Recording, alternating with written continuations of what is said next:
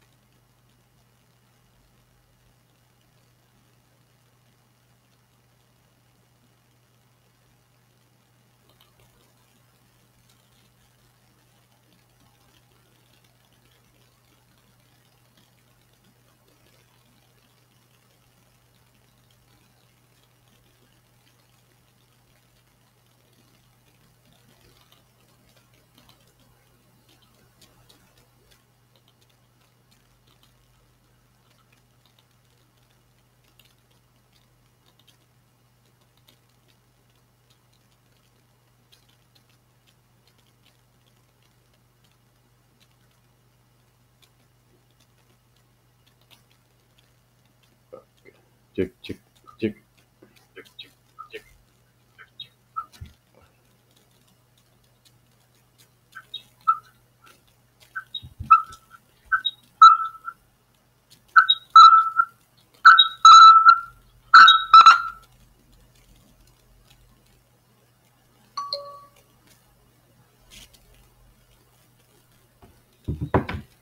Oke,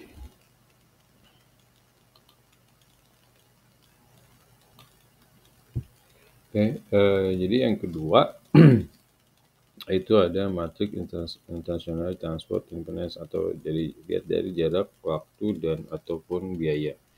Nah, yang ketiga adalah nanti distribusi frekuensi yang menunjukkan jumlah pergerakan untuk setiap kategori transport impedance.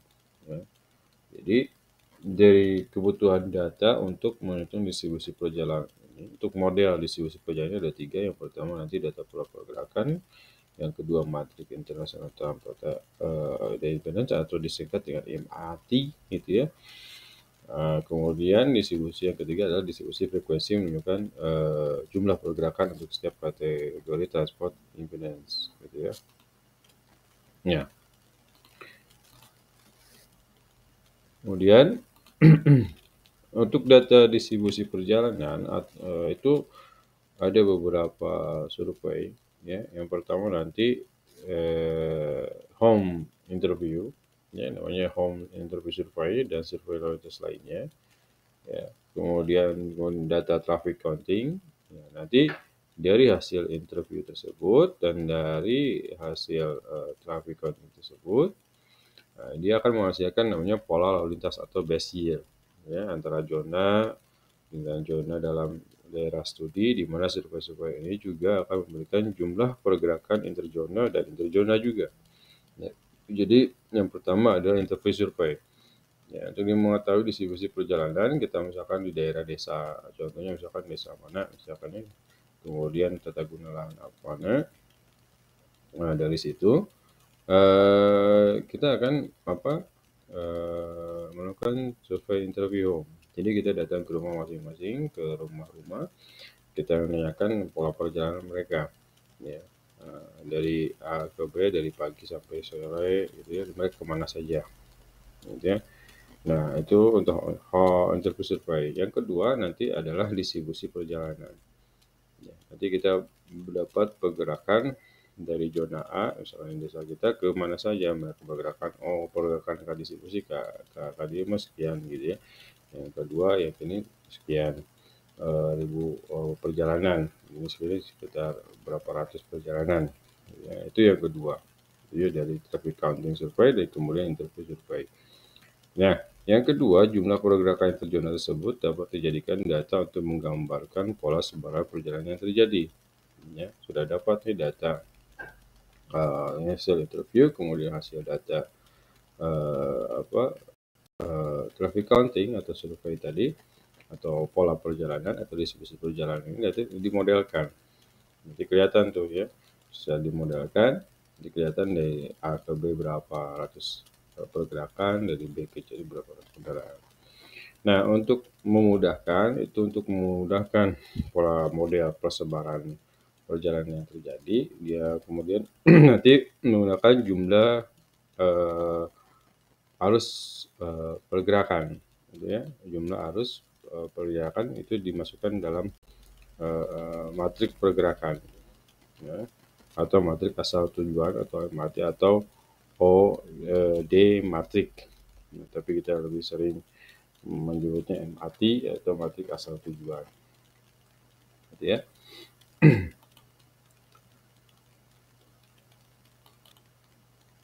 Nah, itu data distribusi perjalanan. Yang kedua, nah, yang dimaksud dengan MAT nanti MAT itu disusun ya, dengan matrik 2 dimensi dengan jumlah baris dan kolom yang disesuaikan dengan jumlah zona yang kita amati. Jadi ya, zona mana saja, misalkan dari desa A, desa mana aja, atau misalkan wilayah tata guna lahan mana saja yang kita amati, ada berapa nih, berapa jumlah zona yang kita amati. Nah, yang untuk zona asal, ya, misalkan kita dari desa A, misalkan dari kampus, atau misalkan dari desa A, nanti itu zona asal, ya, itu terlihat baris dari matrik dengan warna biru gitu nanti contohnya ya. Nah, kemudian untuk zona tujuan atau J itu akan terlihat sebagai kolom dari matrik berwarna perak gitu ya, yang menyatakan kemana jumlah perjalanan yang didistribusikan. Ya, ada baris dan ada kolom. Ya, nanti dilihat ada barisnya, itu baris zona asal, kemudian dari kolom itu zona asal tujuan. Nah, yang menyatakan nanti kemana sejumlah perjalanan didistribusikan. Kemudian yang ketiga, jumlah lalu lintas antara zona I dan zona E dinyatakan dengan warna kuning atau TIJ. Nah, nanti sudah terlihat masing-masing kotak dalam MRT. Ya. Kemudian nanti ada total trip pollution dan trip attrition, kemudian dapat dihasilkan dari informasi MRT. Nah, untuk setiap zona asal, jumlah pergerakan dalam satu garis akan menghasilkan total trip distribution pada suatu zona tertentu, dan jumlah kolom akan menghasilkan trip attrition untuk zona tersebut. Ya. Jadi ini identifikasi dari matrik asal tujuan. Ada zona I asal, zona tujuan C itu nanti ada baris dan kolom.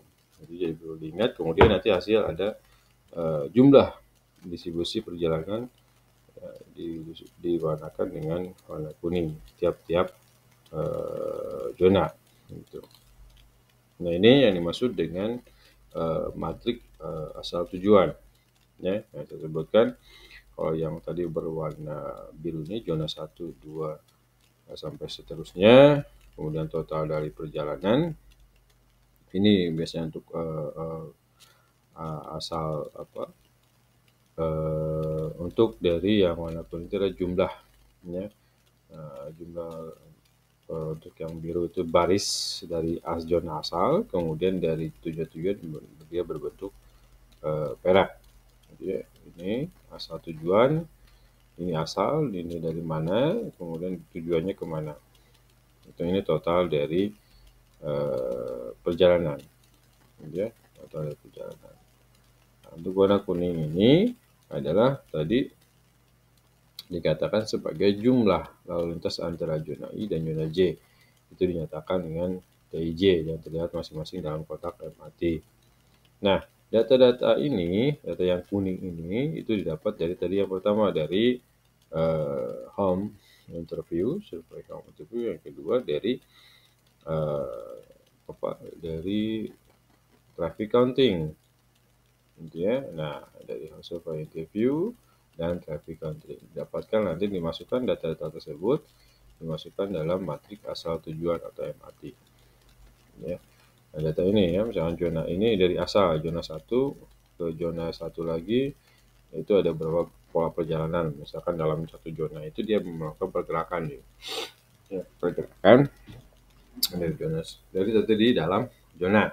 Kemudian dari zona 1 masuk ke zona 2 dia berapa perjalanan, gitu ya. Kemudian seterusnya sampai dari zona 2 sampai ke zona 2 berapa, zona 1 ke zona 1 berapa. Ini cara bacanya gitu ya. Di zona 2 ke zona 1 ini berapa distribusi perjalanan. Zona 1 ke zona 1 dia berapa distribusi perjalanan. Zona 1 ke zona 2 dia berapa distribusi perjalanan. Ini kemudian total perjalanan. Ya, total perjalanan berapa. Dari zona 1 nih dia melakukan perjalanan berapa. Kemudian dari jumlah zona asal tujuan dia berapa, di 1, di 2, 9. Nah, itu yang dimaksud dengan matrik asal tujuan. Ini model yang pertama adalah matrik asal tujuan atau MAT. Yang memang sebenarnya simpel, sederhana, cuma nanti yang paling sulit itu mendapatkan data dari data dari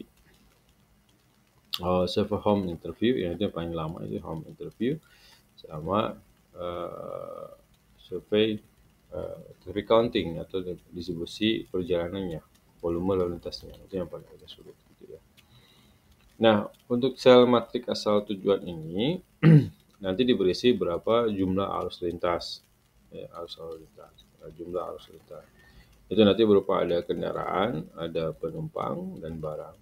Kemudian diperoleh dari hasil survei. Ya, jumlah arus lintas itu nanti dilihat ya dari jenis kendaraannya, kemudian penumpangnya, kemudian dari barangnya. Nah, yang kedua, perkiraan jumlah perjalanan yang terjadi dihubungkan dengan data saat ini dengan faktor pertumbuhan arus lintas.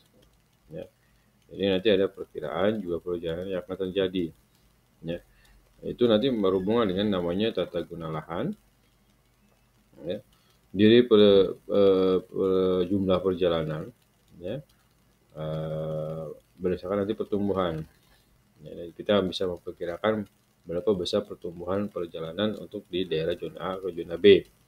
Jadi ya, itu dengan lihat nanti tingkat dari pertumbuhan arus lalu lintasnya. Gitu ya. Itu bisa diprediksi nanti.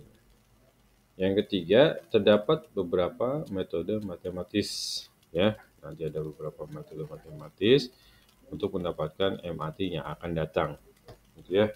Kalau yang tadi MAT yang satu tujuan data real, kemudian kita akan modelkan, ya, secara matematik atau statistik untuk memperkirakan berapa pola perjalanan atau pergerakan pada misalkan 5 tahun ke depan, 10 tahun ke depan, misalkan 15 tahun ke depan, itu kita akan perkirakan, ya, dengan MAT yang kita nyata di lapangan, kemudian kita perkirakan secara matematis untuk 5 tahun, 10 tahun, 15 tahun ke depan. Nanti dari zona A ke zona B dia pola pergerakannya seperti apa, pertumbuhan lalu lintasnya seperti apa. Itu bisa kita prediksi, ya, secara matematis dan saintifik tersebut, gitu ya. Nah, kemudian, nah, untuk metode memperkirakan atau memprediksi MAT atau matrik asal tujuan ini, yang pertama untuk mendapatkan MAT itu ada metode konvensional, kemudian metode tidak konvensional, ya. Ada dua metode konvensional dan metode non-konvensional. Kalau metode konvensional itu ada dua lagi, dibagi dua menjadi metode langsung, kemudian metode tidak langsung atau tak langsung. Ya. Kalau metode langsung, ya ada namanya langsung ke lapangan. Ya, road slide interview, ya, kita langsung lapor ke lapangan, survei road slide interview, survei penumpang, survei rumah, ya, kemudian nanti bisa di mata udara, zona yang akan kita selidiki.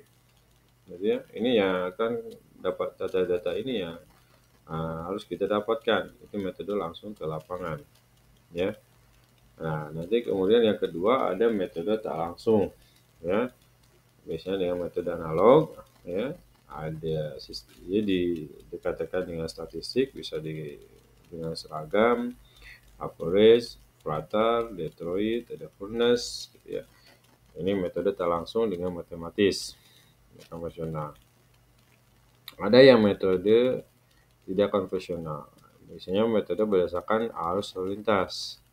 Ya, jadi kalau untuk metode yang konvensional ini biasanya berdasarkan arus lalu lintas yang pergerakan, ya, pergerakan dari kendaraannya. Ya. Untuk berapa misalkan entropi maksimum untuk di satu daerah dia dari arus lalu lintas dari A ke B itu berapa arus kendaraan, gitu ya. Kemudian ada model estimasi kebutuhan transportasi.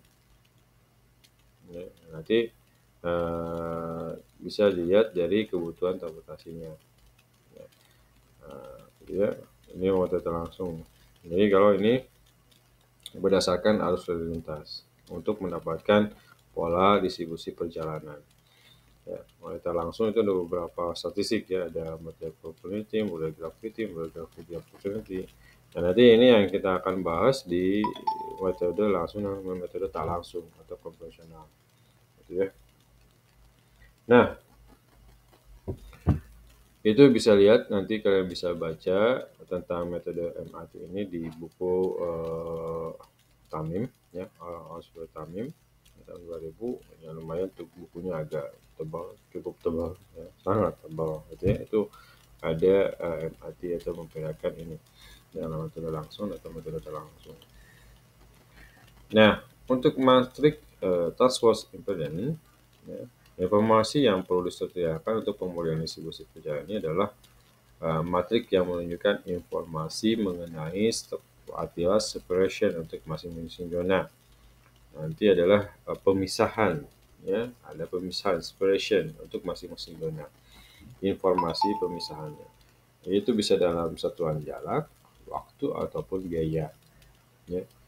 Itu nanti tergantung dari kebutuhan data yang akan kalian butuhkan, apakah sesuai dengan jarak, waktu, ataupun biaya. Nah, nilai transport impedance ini biasanya diasumsikan sebagai rute terpendek. Ya, jadi pasti diasumsikan untuk transport impedance adalah sebagai rute terpendek, tercepat ataupun termurah dari suatu zona asal ke zona tujuan. Nah, diasumsikan seperti itu untuk mengenai spatial separation. Ya, jadi pemodelan itu nanti berdasarkan ini rute terpendek, tercepat, dan termurah. Ya. Kemudian yang kedua, dari suatu zona asal ke zona tujuan dalam satu sistem itu terdapat beberapa kemungkinan rute yang disebut dengan sebagai tree. Ya. Nah, di zona A ke zona B itu pasti ada beberapa rute atau jalan ya untuk menuju ke zona yang B yang kemarin kita bahas di kebangkitan perjalanan. Saya sudah kasih contoh ada beberapa rute yang akan dipakai sampai ke tujuannya. Tapi yang untuk transportasi ini biasanya diasumsikan sebagai yang terpendek, ya, jarak yang terpendek, kemudian tercepat, ya, kemudian dia dari segi biaya atau kos perjalanan dia cukup murah. Ya, itu disebut matrik transport impedance. Gitu ya. Nah, untuk rute terpendek, ya, dalam hal biaya, jarak atau waktu dari zona I ke zona J itu sebagai scheme tree. Ya. Jadi ada beberapa rute disebutnya tree. Ya. Nah, disebutnya tree. Nah, untuk berdasarkan transport unit, berdasarkan hal biaya dan waktu itu disebut rute tersebut disebut dengan scheme tree. Nah, rute tersebut digunakan untuk mengestimasi transport impedance. Ya, mengestimasi, gitu ya. Berapa nanti dari segi rute-rute yang dia pakai, kita dapat memperkirakan estimasi dari segi hal biaya, jarak, dan waktunya. Nah, untuk distribusi frekuensi transport ini, informasi yang paling penting dan sangat penting ya adalah didapat dua matrik, ya, survei OD, ya, dan survei transportasi impedance. Ya, ada berapa jumlah perjalanan dan berapa transport yang dipakai, ya, impedance, gitu ya, yang digunakan. Nah, nanti itu adalah perbandingan, ya, pola perjalanan dengan jumlah kendaraan yang dipakai. Ya. Nah, ini berdasarkan transport impedance. Ya, kalau tadi dengan MAT, ya, secara langsung survei interview. Nah, ini contoh pembentukan MAT. Ini kemarin kita sudah bahas tentang ini, ya. Zona 1, zona 2, zona 3, zona 4 sampai 5. Nah, ini yang dimaksud dengan distribusi perjalanan nih, ya. Dari MAT itu dari pola perjalanan ini misalkan ada 200 perjalanan. Ya. Zona 1 ada 200, 200, 300, 200, 340. Ya. Kemudian dari sini ada 700 jadi zona 1 ke zona 2 ada 700 perjalanan. Dari zona 2 ke zona 4 ada 300 perjalanan, gitu ya. Begitu sebaliknya dari 6 ke 4 ada 300, dari 4 ke 6 500 sampai begitu. Dan ini yang dimaksud dengan distribusi perjalanan. Ya, MAT nanti hasil data ini MAT ini kita masukkan ke dalam data. Ini zona kajiannya, kemudian ini arus lalu lintasnya. Nah, biasanya dalam jumlah SMP per jam atau IKE per jam. Ya. Itu berdasarkan RKJI atau PKJI, ya, hasil data arus lalu lintasnya. Nah, itu nanti kalian kaji, ya. Nah, itu kalian nanti kaji. Nanti sudah dipelajari cara mendapatkan survei data lalu lintasnya berdasarkan nanti arus lalu lintas. Nah, ini masih asal tujuannya, ya. Ini asal, tujuan kemana? Ini ada 6 zona ya, ada 6 zona, zona 1 ke zona 2 ya ada 700, zona 1 ke zona 2 ada 700 perjalanan gitu ya. Zona 1 ke zona 1 dalam zona ada 200 perjalanan gitu. Kemudian dari zona 1 ke zona 3 ada 300 perjalanan, zona 1 ke zona 4 tidak ada ya, atau kosong, zona 1 ke zona 4 ya, tidak ada perjalanan nih ya, sama kosong gitu ya. Nah, itu yang dimaksud dengan ya, ini contoh, salah satu contoh matrik asal tujuan gitu. Nah, untuk yang tadi secara langsung, ini MAT ini memang didapatkan dari apa? Nah, matrik asal tujuan ini data ini dirasakan dengan secara langsung, ya. Nanti kan tadi kan dikatakan metode konvensional untuk mendapatkan MAT itu bisa metode langsung, ya. Initial interview, person interview, home interview, dan foto udara. Nah, ini yang kita bahas tadi ya, berdasarkan pola perjalanan dan distribusi perjalanan. Yang kedua yang akan kita bahas adalah metode tak langsung. Ya, ada metode analog, gitu ya. Ada metode sintetis, gitu ya. Secara statistik tentunya. Nah, untuk statistik ada model distribusi perjalanan berdasarkan model tak langsung, gitu ya. Adalah model sebaran perjalanan. Bisa dengan model growth factor, artinya dengan pertumbuhan dari pertumbuhan dari pola perjalanan atau pertumbuhan lalu lintas, model growth factor. Itu kalau untuk model growth factor itu nanti analisis atau model yang digunakan adalah nanti model uniform, model avalanche, model flatter, model Detroit, dan model furnace. Ya. Sedangkan untuk model sintetis itu adalah model gravity, model avalanche atau peluang. Gitu ya. Ini nanti yang akan kita bahas untuk beberapa model perjalanan yang tidak langsung. Ya. Nah, untuk model distribusi perjalanan metode analogi ini berdasarkan faktor pertumbuhan atau growth factor. Ada 5 ya, ada model seragam, ada model rata-rata, ada model flatter, ada model Detroit, ada model yang kelima ada model furnace gitu ya. Nah, persamaan umum ya, faktor pertumbuhan growth factor yang pertama adalah ada persamaan ya, untuk pertumbuhan faktor pertumbuhan arus lalu lintas. Itu adalah pendekatan pemodelan distribusi perjalanan yang paling sederhana.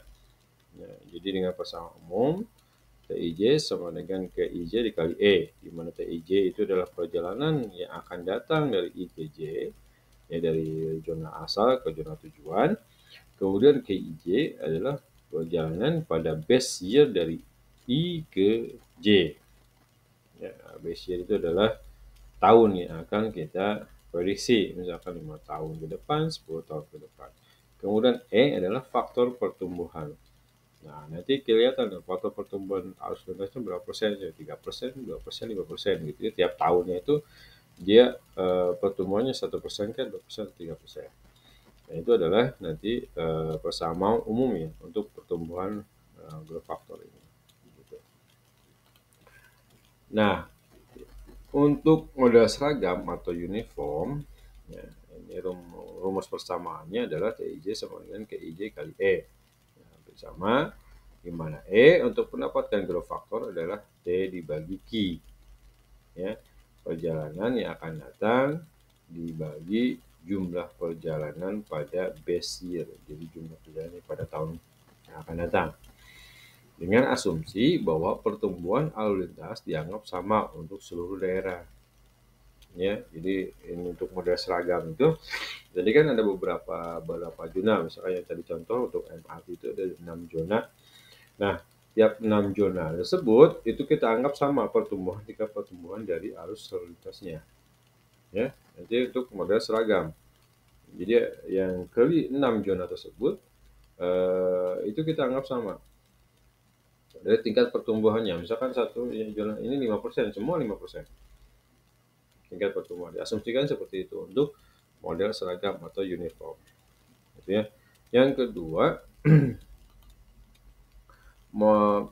untuk filosofi ya, untuk filosofi dari metode seragam itu adalah distribusi base year dan distribusi tahun kemana. Bangkitan perjalanan untuk base year itu pada tahun 840 perjalanan, ya.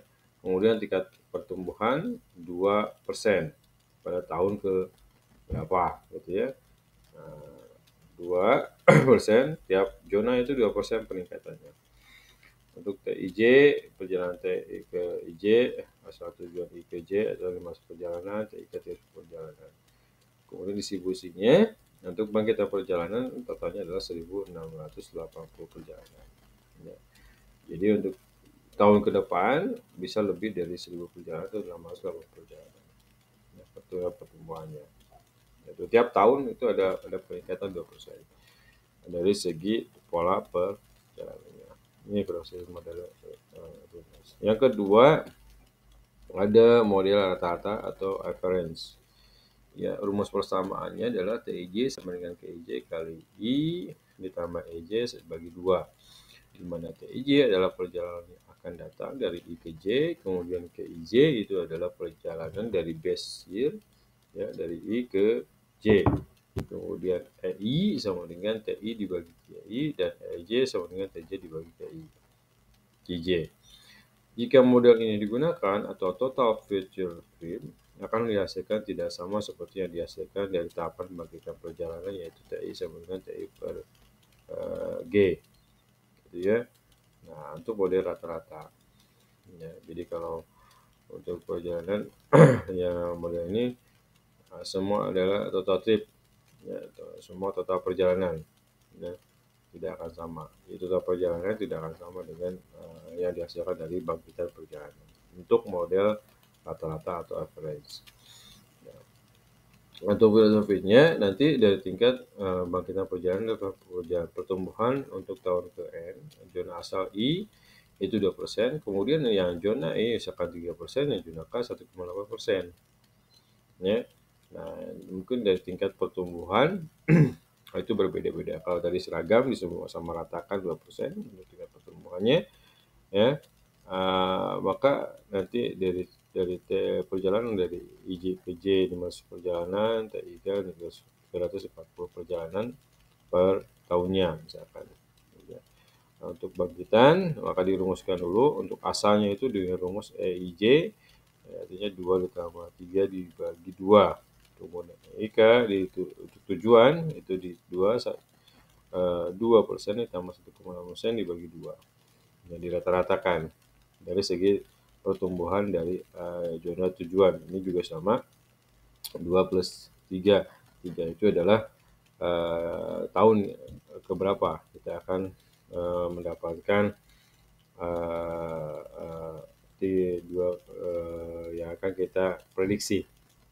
Tahun keberapa, misalnya 23 itu IJ ini 3 3% 23. Kemudian dari itu ya, untuk metode rata-rata. Jadi untuk dari tujuan ya, tujuan itu berbeda-beda, nanti ada dirumuskan dengan persamaan ini ya, dengan persamaannya. Nah, ini untuk mencari TI dibagi I atau IJ, perjalanan dari ke J, ke zona J, TJ dibagi ke J. Ya. Jadi ini akan kita bahas lebih lanjut nanti di contoh soal, mungkin kalian sudah bingung. Nah, simpulan hasil untuk metode rata-rata dia menghasilkan sebaran perjalanan karena besarnya perbedaan tidak tersebar secara acak tetapi tergantung nilai tingkat pertumbuhan. Jadi untuk model yang tadi rata-rata itu menghasilkan sebaran perjalanan, ya, karena besarnya perbedaan tidak tersebar secara acak tapi tergantung nilai tingkat pertumbuhan. Itu berdasarkan nilai tingkat pertumbuhan. Nanti kan ada pertumbuhan juga bisa dari 8% atau 0,8%, itu pengaruh besar terhadap nanti sebaran perjalanannya. Ya, dari distribusi perjalanannya dari A ke J, dari A ke K misalkan. Nah, yang A tadi ada 3%, ini 1,8%. Itu ada pengaruh nih. Ya 3% dan 1,8% itu sangat pengaruh terhadap dari distribusi dari perjalanannya. Nah, zona dengan nilai pertumbuhan yang lebih kecil atau rendah dengan tingkat pertumbuhan global akan menghasilkan nilai yang lebih besar dari perkiraan, gitu ya. Karena memang nilai pertumbuhan sangat kecil. Ya. Kemudian, karena alasan di atas, maka apabila semakin banyak pengulangan atau literasi yang digunakan untuk menganalisis sebaran perjalanan, maka nilai ketepatan menjadi lebih berkurang. Ya. Jadi diulang gitu. Mungkin yang rata-rata ini agak kurang analisis dari pola perjalanan. Nah, yang ketiga ada model Fratar. Kalau model Fratar ini model ini mencoba mengatasi permasalahan sebelumnya yang memang dari tadi tingkat pertumbuhan yang beda-beda, dia akan menghasilkan kalau yang tingkat pertumbuhan yang lebih kecil itu akan lebih besar tingkat tentunya perjalanannya. Nah, eh, distribusi perjalanan dari suatu zona pada waktu yang akan datang proporsional dengan distribusi perjalanan pada waktu sekarang. Ya. Jadi model perataan itu memperbaiki dari kedua model tadi yang model seragam dengan rata-rata. Ya. Yang model perataan ini dia memperbaiki lagi dari distribusi perjalanan dari suatu zona pada waktu yang akan datang atau proporsional. Ya, jadi yang hari ini real nyata, kemudian nanti ke depannya itu mungkin selisihnya nggak terlalu jauh. Ya, perkiraannya mungkin tidak terlalu meleset. Nah, kemudian yang kedua, distribusi perjalanan dimodifikasi dengan faktor pertumbuhan dari zona kemana perjalanan tersebut berakhir. Gitu ya. Nah, modifikasi tersebut itu memperhitungkan lokasi zona yang berkaitan dengan zona lainnya. Nah, faktor pertumbuhan akhir final yang akan digunakan didapat dengan cara coba-coba atau iterasi, gitu ya. Nah, ya, ini adalah persamaan yang akan kita pakai untuk menghitung si model Fratar ini, ya. Dari TI 1, ya, perjalanan dari I ke 1, perjalanan dari I ke kedua, perjalanan ke E2.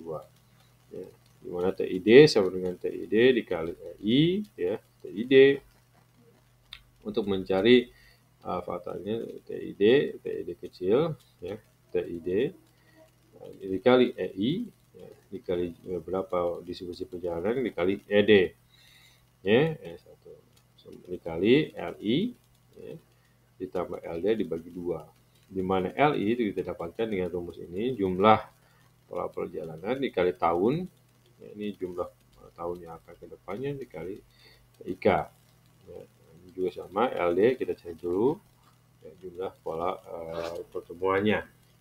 Nah, ini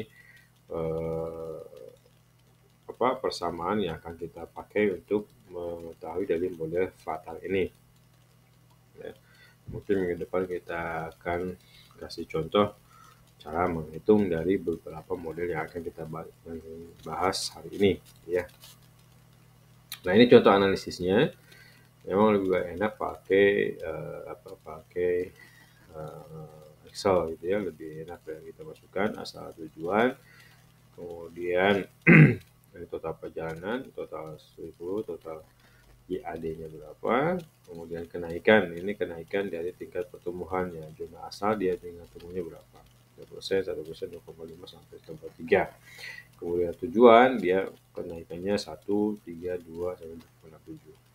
Ya. Total perjalanan ya 840 dari asal tujuannya, tingkat pertumbuhannya sekian, ini sekian. Tiga rumus LI untuk pengolahan pertama, LI1, LI2, LI3 itu ya, T12 tambah T13 tambah T14 gitu ya, sampai seterusnya.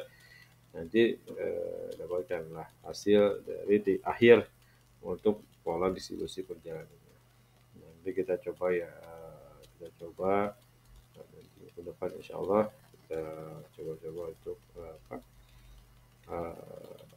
membuat ya hasil pengulangan ke-1, ya, hasilnya ini pengulangan kedua, gitu ya, sampai seterusnya, gitu ya, sampai ke-12 pengulangan. Nah, ini kondisi Artinya yang akan kita hitung tiap tahunnya kita pengulangan pertama sampai ke-12. Ya kondisi saat ini ya ini hasilnya, kondisi yang akan datang itu tidak akan terlalu jauh berbeda sampai ke pertemuan ke-12. Nah, jadi hasilnya asal tujuan distribusi perjalanan dari yang ya ini asal kondisi real, kemudian nanti 12 tahun ke depan itu tidak akan terlalu jauh dari segi pola distribusi perjalanannya.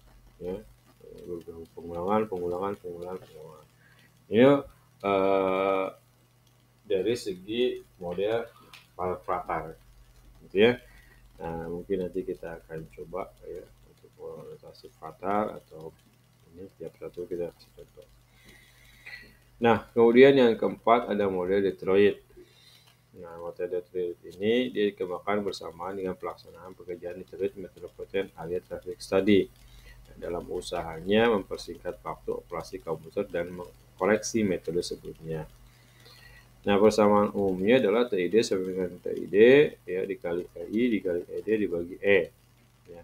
Nah, nilai perjalanan untuk setiap sel matrik diatur dengan coba-coba dan iterasi atau pengulangan. Sehingga total trip production dan trip reduction itu mendekati untuk faktor koreksi yang kecil 5 sampai 10%. Ya, nah, tingkat dari tingkat ke akurasian koreksinya. Ini contoh perhitungan untuk distribusi perjalanan dengan metode Detroit ya, asal tujuan dengan rumus persamaan yang kita pakai ini ya. Ini ya, masuk ke dalam Excel ya, saya hitungnya T11 I kali I dibagi E dengan T11 20 ya, 20 1 ke 1 20. Nah, ini 2 kali 1 dibagi 2,15 sama 8,6 T1 ke 2 T1 ke 2 itu ya. Nah, ini kan 1 1 ya, 1 1 ini T1 ke 2 40 gitu ya. Nah, 40 kali 2 kali 3 jadi 2 3 dibagi 2,15 pertumbuhannya dikali EI ya dibagi 2,15 sama 1,9 perjalanan. Masukkan ke materi asal tujuan pengulangan pertama gitu ya. Nah, ini hasilnya kenaikannya pengulangan kedua. Ini juga mungkin ya sama dari segi apa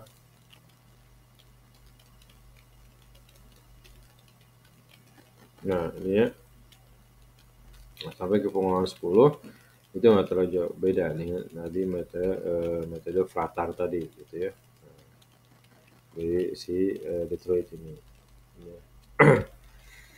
Nah kemudian yang kelima yang metode terakhir adalah Moeller Furnace. Nah kalau Moeller Furnace ini yang paling sering digunakan di Inggris yang juga termasuk metode pengulangan atau iterasi. Nah metode ini berdasarkan estimasi faktor pertumbuhan atau sama juga dengan semua yang bersama dengan faktor pertumbuhan growth factor. Nah untuk produksi perjalanan dan tarikan perjalanan yaitu dua buah faktor pertumbuhan untuk setiap zona ya. Faktor pertumbuhan growth factor tersebut diaplikasikan pada baris dan kolom MAT untuk mendapatkan perjalanan masa depan. Nah, nilai perjalanan untuk setiap sel matrik diatur dengan coba-coba dan iterasi sehingga total produksi perjalanan dan tarikan perjalanan mendekati faktor koreksi yang sangat kecil. Ya, bisa 5 sampai 10%. Jadi faktor koreksi atau faktor error itu sekitar 5 sampai 10%. Nah, untuk model Furnace ini selalu mempunyai satu solusi akhir dan terbukti efisien dibandingkan metode analogi lainnya. Ya. Nah, solusi akhir selalu sama, tidak tergantung dari perhitungan pengulangan dimulai dari baris ataupun kolom. Ya, ini model Furnace. Ini paling solusi akhir dan terbukti efisien dengan metode yang tadi ya, Fratal, Detroit, kemudian seragam, gitu ya. Ini paling mendekati, gitu ya. Nah, untuk contoh analisis distribusi perjalanan menggunakan model Furness, itu misalkan ini ada satu contoh ya. Suatu daerah studi terdiri dari 4 zona A, B, C, D. Distribusi bangkitan perjalanan dan tarikan perjalanan dijelaskan sebagai berikut. Dari A ke B itu ada 200 perjalanan, dari A ke C 500, kemudian dari A ke D 150. Kemudian dari D ke A 100 perjalanan, kemudian D ke B 80 perjalanan, dan D ke C 400 perjalanan. Kemudian B ke A 100 perjalanan, B ke D 50 perjalanan, dan B ke C 300 perjalanan. Dari C ke B 200 perjalanan, dari C ke A 200 perjalanan, dan C ke D 300 perjalanan. Nah, untuk 5 tahun yang akan datang, ya, jadi kita keperkirakan distribusi perjalanan yang kita dapatkan secara survei ini, yang nyata, itu kita akan perkirakan 5 tahun ke depan. Ya, jadi 4 zona ini nanti distribusi perjalanannya untuk 5 tahun ke depan seperti apa. Nah, diperkirakan untuk bangkitan perjalanan naik menjadi zona A, misalkan 3x, zona B 2,5 ya. Nah, jadi peningkatan pertumbuhan di zona A itu 3%, zona B 2,5%, dan zona C 2%, gitu ya, dan zona D 1,6%. Nah, sedangkan tarikan perjalanan dari masing-masing zona naik menjadi zona A 1,2 ya. Ini bangkitan ya. Nah, yang pertama ini bangkitan, kemudian ini tarikan ya. Kalau tarikan sama, zona A 1,2, zona B ya ini bangkitan, ini tarikan. Misalkan ini A ya, zona A. Ini B bangkit ke sana, kemudian dari tarikan, tarikan dari B, C, D dia menarik ya ke A. Itu 1,2, B 1,5, dan C 3%, dan zona D 20%. Nah, tentukan distribusi 5 tahun yang akan datang. Ya. Jadi, produksikan zona distribusi perjalanan ini untuk 5 tahun ke depan. Nah,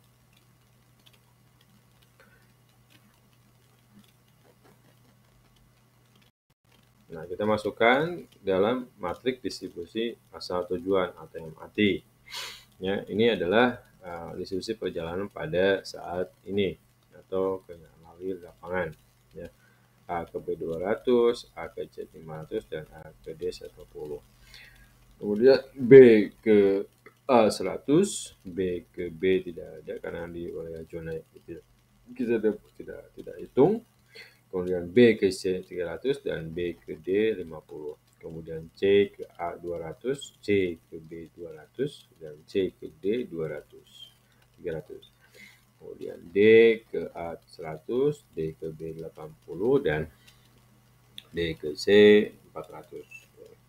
Kemudian kita total kenaikan prediksi, ya, prediksi peningkatan dari tingkat bangkitan asal, ya, bangkitan perjalanan, ya. Kemudian dari prediksi tujuan, ya, distribusi perjalanan adalah sekian. Gitu ya. Ini langkah pertama, kita hitung dulu total kenaikan, prediksi pertumbuhannya, kemudian prediksi ke 5 tahun ke depan. Nah, langkah kedua adalah iterasi atau pengulangan. Ya. Yang pertama adalah prediksi distribusi perjalanan 5 tahun yang akan datang. Pengulangan yang pertama adalah kenaikan bangkitan. Ya. Kemudian dari total dari pengulangan yang pertama, ya, untuk faktor koreksi perjalanan seharusnya dibagi total perjalanan adalah 480 dibagi 890. Ya, di 800 total perjalanan dari A ke A, data perjalanan A 840, ini 480 dibagi 880 dibagi 810 ya. Nah, ini adalah 0,5 di faktor koleksinya. Ini faktor koleksi total perjalanan untuk 5 tahun ke depan. Pengulangan yang pertama gitu ya. Ini ya prediksinya. Nah, kemudian langkah ketiga faktor koreksi tarikan. Tadi bangkitan, ya, ini bangkitan, ya, nah, bangkitan dari A, B, C, D. Kemudian kita masuk ke langkah yang kedua adalah faktor durasi pengulangan ke bangkitan. Yang ketiga masuk tarikan. Nah, ini tarikan. A ke A, A ke B, A ke C, A ke D. Ya, autokoreksi ya. Nah, kemudian nanti langkah keempat, koreksi lagi distribusi perjalanan 5 tahun ke depan, iterasi ketiga, waktu koreksi bangkitan. Ya, kita koreksi lagi bangkitan. Nah, ketelitian 5%, iterasi dihentikan. Kalau misalkan nanti faktor koreksi ya, itu adalah di bawah 5%. Ya. Nah, dihentikan apabila 0,9 itu lebih kecil dari faktor koreksi, lebih kecil dari 1,5, maka pengulangan tadi, pengulangan koreksi bangkitan, pengulangan koreksi perjalanan, itu sampai faktor koreksinya tidak kurang dari 0,95 atau lebih kecil faktor koreksi 1,05. Nah, ini dihentikan. Kalau misalkan ini kurang dari 1,5, faktor koreksinya itu antara 0,95 sampai 1. Itu sudah sampai ke 5%. Kalau 10% adalah 0,90 dengan 1,110 ya untuk faktor koreksinya. Ya, jadi nanti ketelitiannya itu apakah 5% atau 10% ya. Nah, kalau 5% berarti faktornya 95 sampai 1.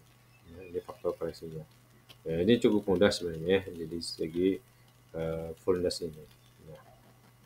Nah, catatan untuk metode analog ini memang mudah dimengerti dan hanya memerlukan data matriks MAT sekarang dan angka faktor pertumbuhan zona di masa yang akan datang. Yang kedua, proses iterasi yang sangat sederhana. Itu bisa dibantu dengan program Excel. Nah, yang ketiga, jika digunakan pada wilayah studi yang stabil, memungkinkan untuk mendapatkan hasil dengan ketepatan yang tinggi.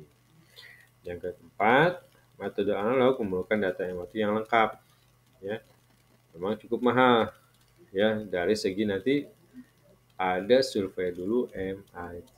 Survei MIT itu kan in-home interview, distribusi perjalanan, berapa jumlah arus lalu lintas, itu memang memerlukan satu pola mendapatkan datanya.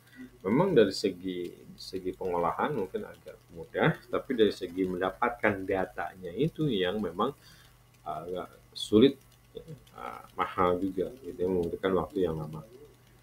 Nah, yang kelima, diperlukan jumlah zona yang konsisten, sehingga perlu adanya manipulasi guna mengantisipasi adanya pertumbuhan zona baru di masa yang akan datang. Ya, ini bisa koordinasi dengan beberapa dinas-dinas terkait, Bapeda segala macam. Nanti kelihatan nih zona yang memang zonanya tidak asalnya tidak ada, ya nanti apakah nanti bakal ada gitu ya, depannya itu nanti lihat dari perencanaan daerah. Nah, tetap pola penggunaan tata guna lahan. Nah, jika dimungkinkan, yang keenam, pergerakan zona adalah 0, antara zona adalah 0, maka tidak dimungkinkan untuk melambangkan pergerakan yang akan datang. Ya. Jadi awal perjalanan berarti yang 0 dilambangkan memang 0 hasilnya.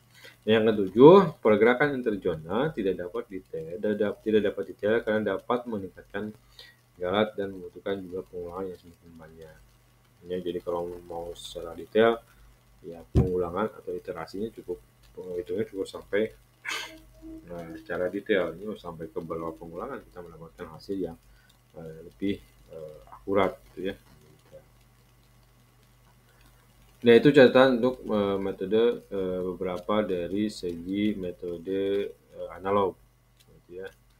Nah, kesimpulannya untuk model distribusi perjalanan pada ini adalah membangun matrik asal tujuan atau MAT untuk memprediksi sebaran perjalanan di masa yang akan datang. Yang kedua, model yang digunakan berupa model analogi dan model sintetik. Yang tadi kita bahas hari ini adalah model analogi. Nah, model faktor pertumbuhan hanya memperhitungkan faktor pertambahan arus lintasnya tanpa memperhitungkan faktor penghambat, misalnya dari segi biaya maupun waktu perjalanan. Ya, ini dikesampingkan dari segi biaya, waktu, ya, perjalanan. Nah, jadi dikesampingkan hanya berdasarkan faktor pertumbuhan. Nah, yang ke Vodafone ini ya terbukti yang terbaik.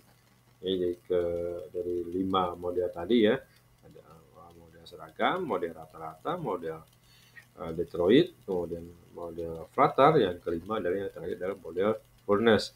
Nah, itu lebih bagus adalah model Furnace, itu lebih mendekati, ya lebih mudah dan efisien, juga lebih mendekati hasilnya, lebih mendekati kenyataan gitu ya. Sebenarnya hampir sama dengan yang data sekarang dengan data yang akan 5 tahun ke depan gitu ya, model Furnace. Oke, mungkin itu saja. Nanti kita minggu depan kita coba-coba berhitung, coba kasih saya contoh dengan metode Furnace. Kita coba menganalisis satu data MAT, kemudian kita modelkan dengan model Furnace. Mungkin cukup sekian untuk perkuliahan hari ini. Saya tutup. Assalamualaikum warahmatullahi wabarakatuh.